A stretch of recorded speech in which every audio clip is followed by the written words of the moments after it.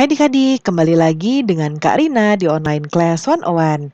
Kali ini kita akan belajar kelas 4, tema 4, subtema 2, pekerjaan di sekitarku. Di pembelajaran 3, kita akan belajar bahasa Indonesia, IPA, dan PJOK di halaman 69 sampai dengan 75. Nah, adik-adik, untuk melihat video Karina supaya hasilnya nggak burem atau jelek, bisa ubah dulu settingan atau setelannya ya, atau kualitasnya di resolusinya pilih yang paling tinggi, yang paling bagus supaya gambarnya lebih baik. Nah, kalau mau lihat video lain, bisa klik di kanan atas videonya seperti ini. Nanti akan ada rekomendasi playlist dan juga video pembelajaran lain, tapi sesuai judul ya, sesuai judul ini. Kalau mau yang kelas lain, tema lain, bisa klik di kolom deskripsi seperti ini, nanti ada daftarnya di sini adik-adik. Nah, misalnya nih adik-adik kelas 4 ya, lalu kita mau lihat kelas 4, jadi klik biru-birunya di sini. Nah, ini nanti kita akan masuk ke playlistnya adik-adik. Nih, ya misalnya adik-adik mau lihat kelas 4 tema 3, berarti putar semua di sini. Nah, di sebelah kanan akan ada daftarnya. Ini dibuat berurutan, jadi kita bisa lihat mulai dari subtema berapa, pembelajaran berapa, dan juga halaman berapa di sini. Ya, nanti di-scroll aja ke bawah sampai ketemu ya adik-adik. Kita mulai ya. Di kegiatan olahraga hari ini, kamu akan melanjutkan latihan pencaksilat. Agar setelah bugar nanti, kamu akan melanjutkan kegiatan diskusi tentang berbagai pekerjaan. Nah, ini ya. Ini gerakan dalam pencaksilat. Yang pertama tangkisan dalam. Yang ini nanti ditunggu arahan dari Bapak Ibu guru ya, Bapak Ibu guru PJOK. Lalu ini ada tangkisan luar seperti ini. Kemudian ada tangkisan atas kayak gini ya. Lalu tangkisan bawah nih. Nah, sekarang kamu praktekkan ya berdasarkan dari peragaan yang dilakukan oleh Bapak atau Ibu guru. Nah, kita akan lanjut. Aku ingin mengetahui pekerjaan dan kegiatannya memanfaatkan sumber daya alam sehingga kita bisa menikmatinya, termasuk kelompok profesi, apakah pekerjaan mereka. Yuk kita pelajari bersama adik-adik.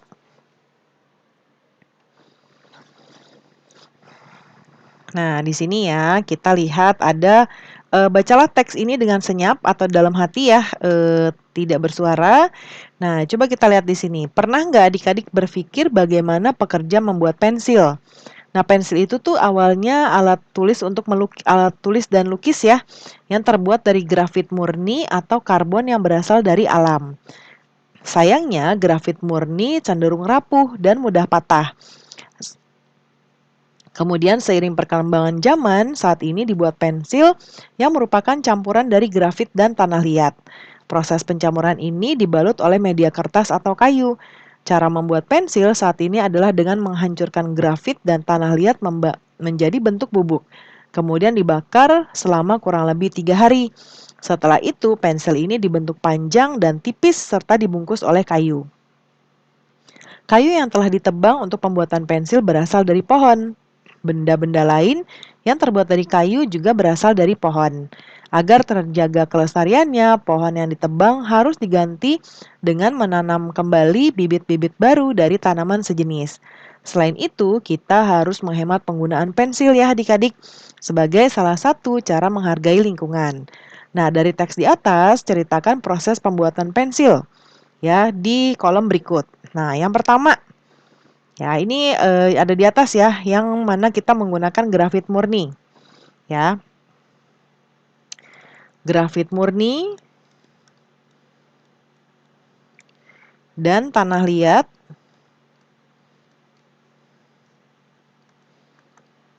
dihancurkan.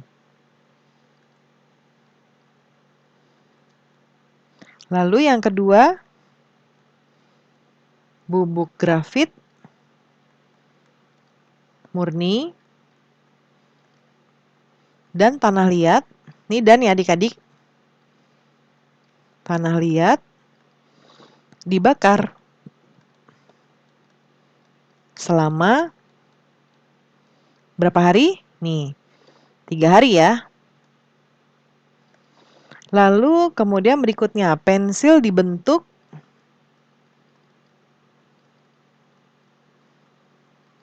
panjang dan tipis.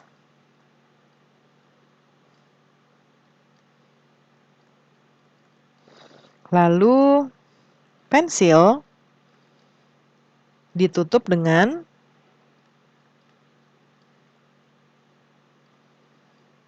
kertas dan kayu. Seperti ini ya adik-adik. Lalu sumber daya alam apa yang digunakan untuk pembuatan pensil? Karina jawab di sebelah kanan ya. Nah, sumber daya alamnya adalah kayu ya sebagai pelapis pensil, grafit, dan tanah liat. Lalu apa yang terjadi bila penggunaan pensil dan barang-barang lain yang terbuat dari kayu tidak dibatasi adik-adik? Jadi ini akan menyebabkan ketersediaan kayu berkurang. Ya, selain itu penebangan kayu tanpa usaha penanaman kembali akan menyebabkan berkurangnya persediaan kayu ya adik-adik. Lalu berikan saranmu agar dapat menggunakan pensil secara hemat sebagai salah satu cara untuk melestarikan lingkungan. Nah, untuk menghemat penggunaan pensil, kita bisa meraut menggunakan rautan pensil ya. Selain rajin menggunakan rautan, juga mengurangi resiko patah saat meraut pensil. Nah, ujung pensil jangan terlalu runcing ya, karena biasanya mudah patah juga kalau kita mau menulis ya. Nah, berikutnya barang-barang yang kita butuhkan merupakan hasil dari suatu pekerjaan ya adik-adik. Nah, beberapa pekerjaan menghasilkan barang antara lain adalah petani, peternak, nelayan, dan perajin. Selain pekerjaan yang menghasilkan barang, ada juga yang menghasilkan jasa ya, atau pelayanan seperti dokter, polisi, guru, dan juga pemangkas rambut atau tukang cukur. Nah, barang-barang yang dihasilkan dari setiap pekerjaan itu beragam sekali. Banyak yang diantaranya memanfaatkan sumber daya alam di Indonesia. Sumber daya alam merupakan kekayaan alam yang diciptakan oleh Tuhan untuk kesejahteraan manusia. Nah, kita perhatikan tabel di bawah ini, tuliskan jenis barang yang dihasilkan dari setiap pekerjaan dan jenis sumber daya alam yang digunakan. Ya, ini ada gambarnya di sini. Lalu barang yang dihasilkan apa? Bendanya asalnya dari bahannya apa, kemudian jenis sumber daya alam yang digunakan. Nah, kita akan mulai dengan yang pertama nih, ya ini tuh tukang kayu ya. Barang yang dihasilkan ada meja, kursi, terus apa lagi? Dan lain-lain ya, perabot rumah dan lain-lain. Lalu benda asalnya apa? Kita menggunakan kayu. Ya. Nah, sumber daya alam yang digunakan apa? Sumber daya alam, Karina singkat SDA, yang dapat diperbaharui. Ya, dengan menanam hutan kembali. Kemudian ini pemerah susu ya. Barang yang dihasilkannya adalah susu atau kalau diolah ya bisa, tapi kalau yang pemerah susu ini ya hasilnya susu ya. Bahan asalnya dari hewan atau sapi ya. Hewan bisa sapi, bisa kambing ya, macam-macam. Nah, ini juga yang dapat diperbaharui. Karina kasih kayak gini ya, ini artinya sama dengan yang di atas. Kemudian ini penambang ya adik-adik batu bara yang dihasilkan. Asalnya dari mana? Dia tuh dari tumbuhan yang sudah tersimpan ya di bawah tanah selama jutaan tahun ya adik-adik ya. Tumbuhan. Nah, ini tidak dapat diperbaharui ya. Tidak dapat diperbaharui.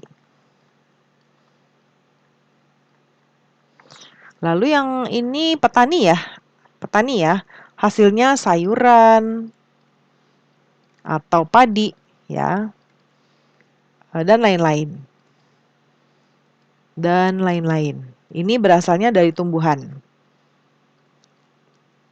Kemudian yang ini SDA-nya dapat diperbaharui.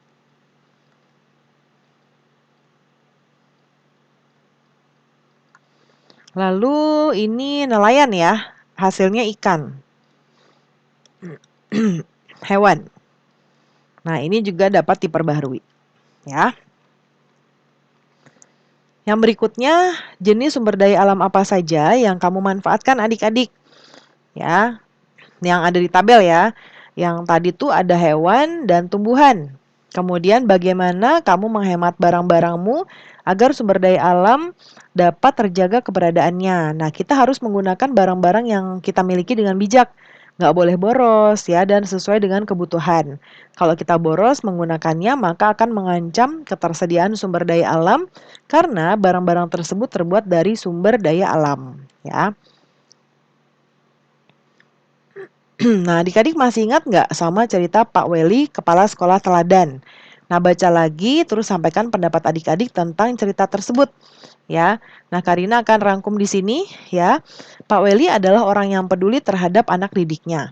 Beliau berusaha agar kayaknya waktu itu namanya siapa ya? Udin ya adik-adik ya?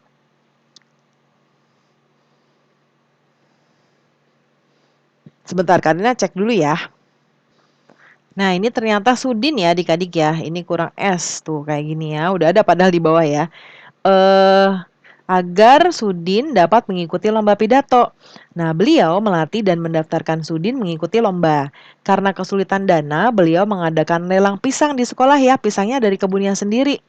Nah, dana yang terkumpul digunakan untuk biaya mengikuti lomba pidato. Pak Weli merasa bangga Sudin berhasil mempersembahkan piala untuk sekolahnya. Ya, nah pembelajaran kita sudah selesai ya adik-adik. Terima kasih sudah menonton sampai akhir. Mohon dimaafkan apabila ada kesalahan dalam perkataan maupun dalam materi yang diberikan. Sampai jumpa di pembelajaran berikutnya. Dadah.